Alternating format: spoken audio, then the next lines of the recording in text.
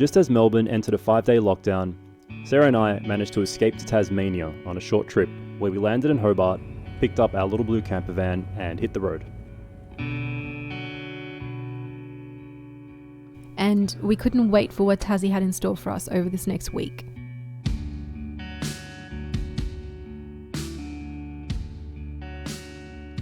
Our first stop on the way to the Cradle Mountain National Park was this little place called Queenstown, which reminded me a lot of Queenstown in New Zealand.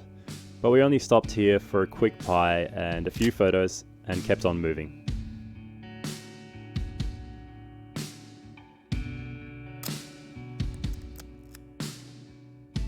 After Queenstown, we drove to a beautiful little campground near Cradle Mountain. We cooked our first van dinner under the rain and clouds and settled in for an early night for a sunrise hike the next morning. And even though we didn't get the weather or sunrise we hoped for, it was still a beautiful, rewarding sight to see Cradle Mountain for the first time. And luckily, we did get a little bit of the morning light hitting the mountain.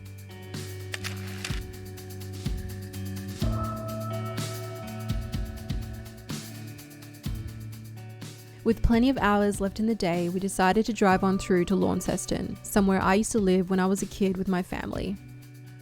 I haven't been back here since I was 12 years old, and it was really cool revisiting and also showing Hashem some of the places from my childhood memories. After this, we moved on to our second campsite for the trip. This was yet another amazing spot to set up camp, where we made an early dinner so that we could head up to a spot called Jacob's Ladder. This was a steep drive full of hairpin turns up a mountain pass, where we were rewarded once again with great sights at the top. Of course, we took plenty of photos up here, and as the sun set, we witnessed clouds starting to form incredibly close to us on the mountain peaks surrounding.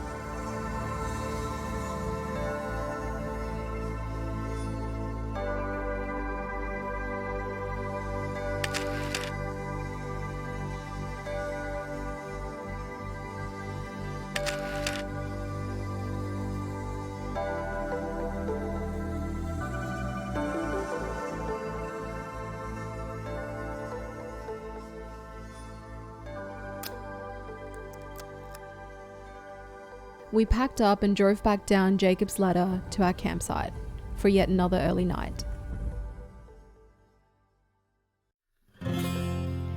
As I was sleeping in, Hashem woke up early to shoot some morning light goodness. With one of my last few rolls of Fuji Pro 400H loaded in the Pentax, I grabbed a few shots of the morning light hitting the edge of these rock formations.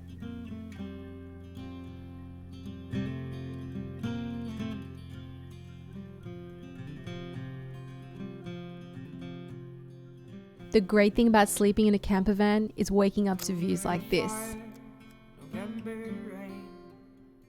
So for the next 2 days, we had plans to explore the beautiful beaches of the east coast of Tassie. We stopped in a cute little town called Fingal, where we visited this shop called Aladdin's Cave run by this man named Keith. He was so lovely and he had so many random things in his shop. We chatted for a while and he had so many stories to share.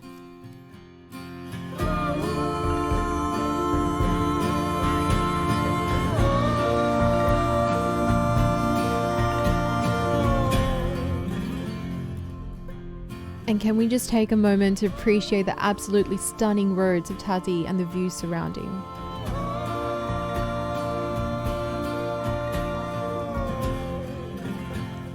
And then we reached our first stop on the east coast, the Bay of Fires. This was by far one of the most beautiful places we've ever camped, with stunning ocean views and red rocks literally meters from the van.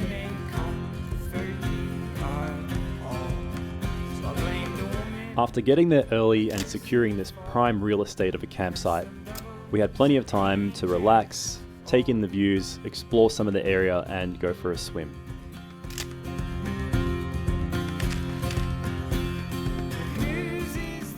It was so incredible swimming in the pristine blue waters, but little did I know, a friendly Tasmanian stingray was coming to say hello. I freaked out naturally and ran away. The next day, we woke up early and I did some morning meditation as the sun rose. We had already seen such amazing sights in Tassie, but this was our favourite place so far. We made a quick breakfast, packed up and decided to travel further down the east coast. We reached Freycinet, where we had plans to climb that big mountain you see on the left. So after a quick swim, we started the steep climb up Mount Amos, where we had hopes of a nice sunset. The weather seemed nice, and things started off well. The hike was pretty steep and challenging, but as we got further up, the clouds kept rolling in and the forecast we checked previously didn't seem so accurate.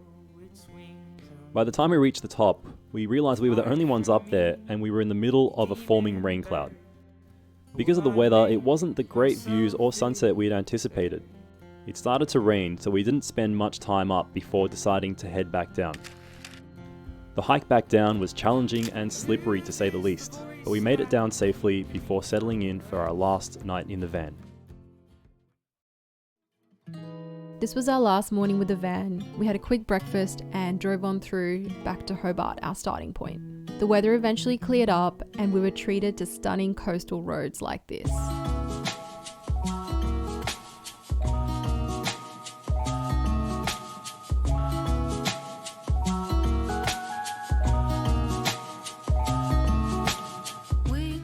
After reaching Hobart, we checked out Mona, one of the most incredible art museums that both Hashem and I have ever been to.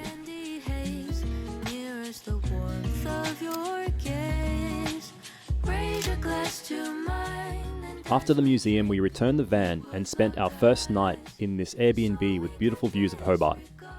The next morning, I took the short walk into the city centre for a coffee and a bit of street photography. Later in the day, Sarah and I set out on foot and explored more of the city.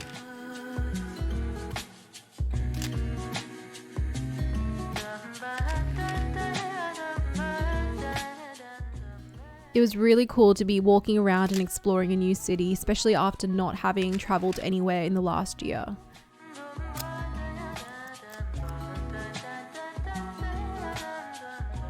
For our last evening in Tassie, we wanted to catch sunset from Hobart's backdrop of Mount Wellington. We reached the top and the views were just spectacular. I'll let you see for yourself.